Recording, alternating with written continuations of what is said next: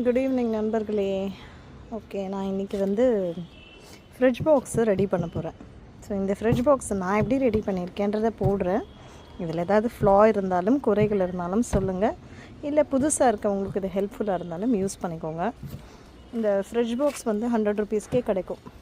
So இதை நான் வாங்கிட்டு என்ன பண்ணேன்னா, இங்கே எனக்கு ஆக்சுவலாக பெருச்சாலி பெரிய ஓட்டை போட்டுருச்சு. ஸோ க்ரோ பேக் வச்சு இப்படி ஒரு பேலன்ஸ் பண்ணி வச்சுருக்கேன்.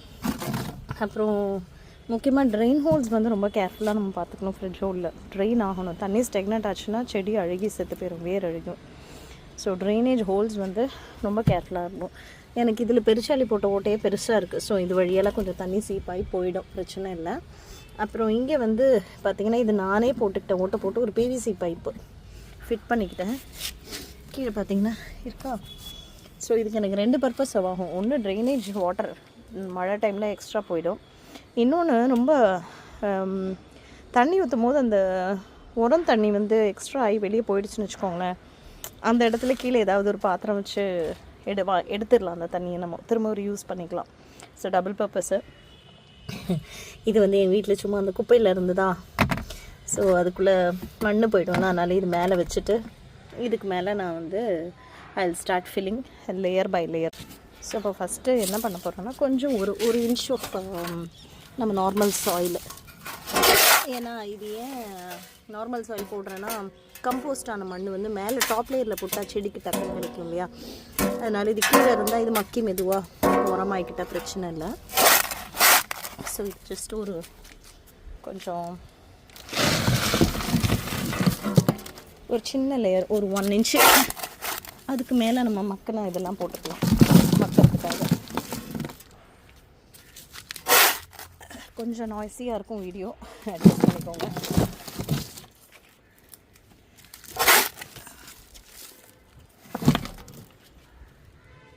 ஓகே, இந்த பிளாஸ்டிக் ஒன்று இருக்க எடுத்துடலாம்.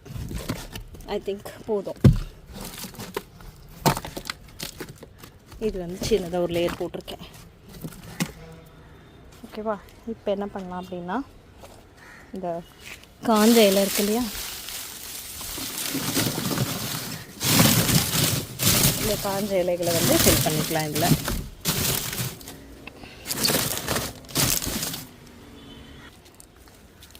அதுக்கப்புறம் நம்ம உருட்டுக்கட்டைகள் கொஞ்சம் இருக்குது நம்மக்கிட்ட, அந்த கட்டை தான். ஸோ இதையும் இதில் போட்டுடலாம் தான் பார்க்குறேன். கண்டிப்பாக இது மக்கி நமக்கு உரமாயிடும். அதனால் இது போடுறேன். கட்டை நார்மல் சவுக்கு கட்டையில் அது ரொம்ப மக்கி போய் கிடந்தது. ஸோ 2-3 உள்ளே போட்டுட்டோன்னு வச்சுக்கோங்களேன்.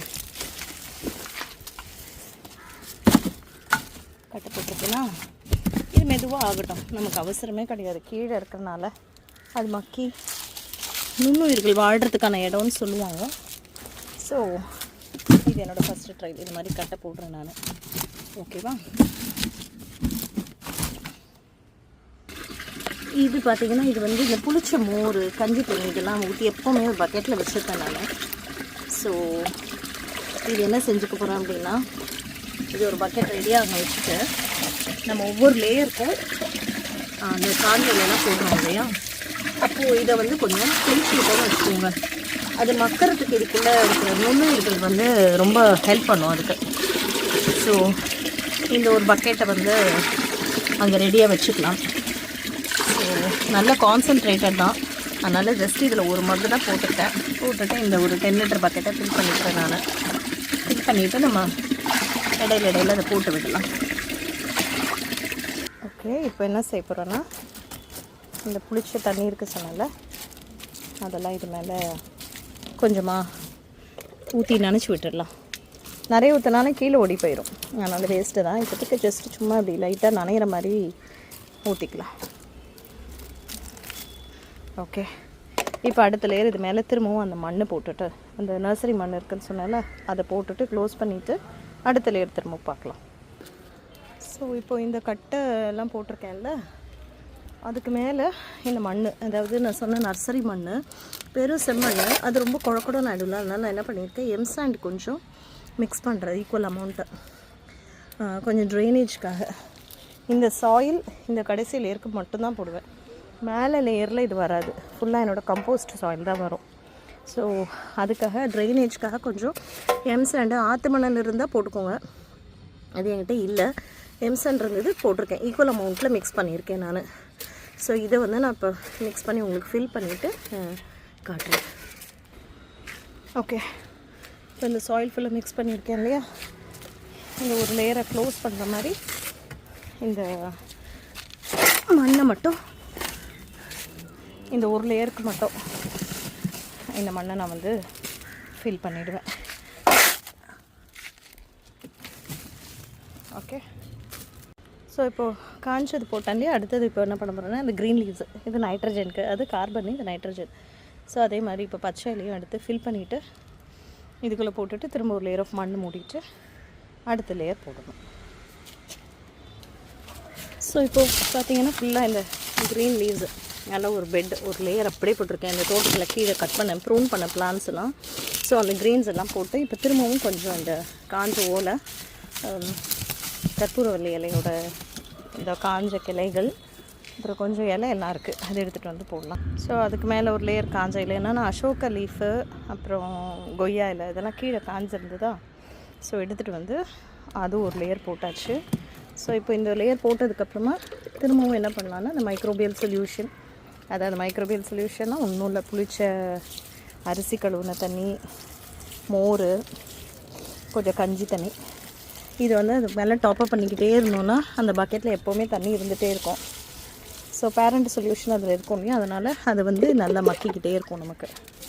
ஸோ ஒவ்வொரு லேயரும் இப்படி நம்ம ஊற்றிட்டோம் அப்படின்னா கடைசியாக ஊற்றும் போது முழுசாக பக்கெட்டாக ஊற்ற வேண்டாம். ஃப்ரிட்ஜில் எல்லா லேயருக்கும் அப்பப்போ ஊற்றி மாய்ஸ்சர் பண்ணிக்கலாம் நம்ம இந்த லேயரை. ஓகேவா? ஸோ இப்போ இது வந்து காஞ்ச இலை போட்டுட்டேன். இதுக்கு மேலே திரும்பவும் எது போடுறேன்னா இதுனா இது வந்து கற்பூரவல்லி இலை, நமக்கு சளிக்கெல்லாம் சாப்பிடுவோம்ல மருந்துக்கு. இது ரொம்ப நல்ல ஒரு பூச்சி வெரைட்டின்னு சொல்லுவாங்க கற்பூரவல்லி இலை. ஸோ இது ஒரு லேயரு கற்பூரவல்லி இலை, அதோட கிளையெல்லாம் இது ஒரு லேயர். அப்புறம் இது பார்த்திங்கன்னா ரொம்ப முக்கியமானதுங்க, இருக்குது. இது ரொம்ப கேர்ஃபுல்லாக ஹேண்டில் பண்ணணும். நான் அப்புறமா கையை கழுவிப்பேன். இது எதுக்குன்னா போரான் சத்துக்காக. நான் இப்போ போய் இந்த ஏரிக்கரையில் போயிட்டு எருக்கு வந்து பறிச்சிட்டு வந்தேன். ஸோ இது போட்டு இப்படி ஒரு லேயர் கொஞ்சம் போட்டால் போதுங்க, இது நிறையெல்லாம் போட வேண்டாம். போரான் சத்துன்றது வந்து ரொம்ப மைக்ரோ நியூட்ரியன்ஸ் தான், கொஞ்சம் அளவுக்கு தான் தேவைப்படும்னு சொல்லுவாங்க. ஸோ அது வேறு பிடிச்சி வர டைமில் உள்ளே இறங்கும் போது இது மக்கி இருக்கும், அப்போ சரியாக இருக்கும். ஸோ மேலே லேயரில் போடாமல் எல்லாமே பாட்டம் லேயரில் தான் போட்டுட்ருக்கேன் நீங்கள் பார்த்தீங்கன்னா. அப்புறம் ஒரு லேயர் தாண்டினதுக்கப்புறமா நான் மக்கக்கூடிய பொருள் எதுவுமே போட மாட்டேன், மக்கி கம்போஸ்ட் ஆனது மட்டும்தான் மேலே லேயர் போடுவேன். ஸோ இது வந்து எருக்கு. ஓகேவா? அப்புறம் கொஞ்சம் சும்மா நம்ம மண்ணை தூவிக்கலாம் மேலே.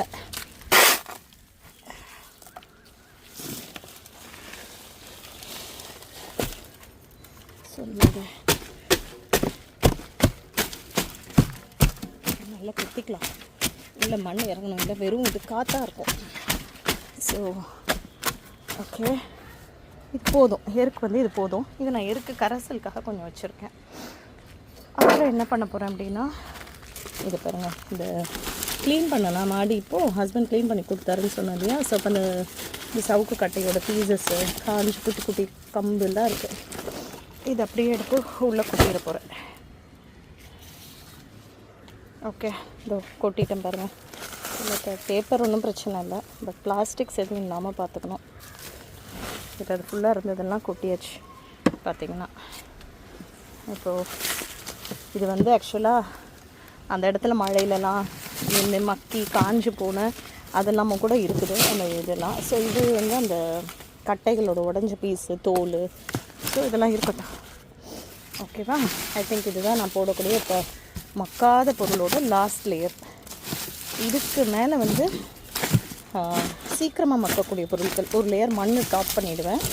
டாப் பண்ணிவிட்டு எதுனா வெங்காயத்தூள் இருக்குது, அதுவும் இப்போ தான் போயிட்டு கடையாக வெங்காயத்தூள் கேட்டு வாங்கி வச்சுருக்கேன். தெரியுதா அந்த ரெட் கலர் பேக்கில், அதில் வெங்காயத்தூள் வாங்கி வச்சுருக்கேன். ஸோ இதில் கொஞ்சம் மண்ணை வந்து டாப்அப் பண்ணிவிட்டு அந்த தண்ணி ஊற்றிட்டு வெங்காயத்தூளையும் மேலே போட்டுட்டு இப்போ இதை ஃபில் பண்ணணும் நம்ம. இப்போ அடுத்த லேயர் நான் போட்டிருக்கிறது என்னென்னா வெங்காயத்தூள். இப்போ கடைக்கு போயிட்டு ஒரு கடையாக வேட்டையாடிட்டு போய் வெங்காயத்தூள் வாங்கிட்டு வந்தேன். ஸோ அங்கே வெங்காயத்தூள் கொடுத்தாங்க. ஃபுல்லாக வெங்காயத்தூள் ஒரு லேயர் போடுறேன். இது சீக்கிரம் மக்கிடும், ரொம்ப சீக்கிரம் மக்கிடும். அதனால் வெங்காயத்தூள் ப்ளஸ் வெங்காயத்தோல் வாழைப்பழத்தோல்லாம் போட்டதாக இருந்தால் கொஞ்சம் கீழே தான் போடணும், மேலே போடக்கூடாது. ஏன்னா இதெல்லாம் வந்து ஃப்ளவரிங்க்கு ரொம்ப ஹெல்ப்ஃபுல்லாக இருக்கும்னு சொல்லுவாங்க. ஸோ அப்போ ஃப்ளவரிங் ஸ்டேஜுக்கு ரூட் எப்போ கீழே இறங்குதோ அந்த இடத்துல ரீச் ஆகிற மாதிரி நம்ம இது வந்து ஃபில் பண்ணிக்கணும். ஸோ இது ஆட்டோமேட்டிக்காக இது வந்து கீழே போயிடும். இப்போ இவ்வளோ இருக்குது பாருங்கள். நான் ஆக்சுவலாக இவ்வளோ ஃபில் பண்ணிவிடுவேன். நான் மக்குனதுக்கப்புறம் ஒரு 1 month கழிச்சு பார்த்தீங்கன்னு வச்சுக்கோங்களேன், அப்படியே பாதிக்கு இறங்கிடும். ஏன்னா எல்லாமே இலை தானே உள்ள, அந்த காஞ்ச இலை இதெல்லாம் தான். ஸோ கம்போஸ்டபிள் ஐட்டம்ஸ் தான். அதனால் நல்லாவே வரும்னு நினைக்கிறேன். ஏன்னா போன அந்த ஃப்ரிட்ஜ் பாக்ஸ் சொரக்காய் போட்டிருந்தேன் இல்லையா, அங்கே சொரக்காய் இருக்கு இல்லையா, அந்த இடத்துல போட்டிருந்ததும் வந்து இந்த மாதிரி தான் ஃபீல் பண்ணேன். அதில் நல்லாவே காய் வருது. அதனால தான் இப்போ இந்த மெத்தடை நான் திரும்பவும் இதுக்கு யூஸ் பண்ணுறேன். இதில் என்ன ஒரு பியூட்டினா, இதில் தொழு உரம் 1% கூட இல்லை. அங்கேயுமே நான் தொழு உரம் போடலை, எனக்கு வாங்க முடியல, டைம் இல்லைன்ட்டு அதை போடலை. பட் அது தொழு உரம் இல்லாமல் எனக்கு நல்லா அந்த காஞ்ச இலைத்தழைகள் மூலமாக நல்ல உரம் கிடைக்குது. ஸோ இந்த வாட்டி இதுக்கும் நான் அது போடலை. ஒரு தொழு உரம் எதுவும் இல்லாமல் தான் நான் இதில் போடுறேன். வேணும்னா நம்ம மேலே மிக்ஸ் பண்ணி கூட அப்புறம் போட்டுக்கலாங்க. அதனால் இதோடைய உரமே வந்து பெரிய உரமாக தான் இருக்கும். ஸோ இப்போது இது போட்டுட்டேன்.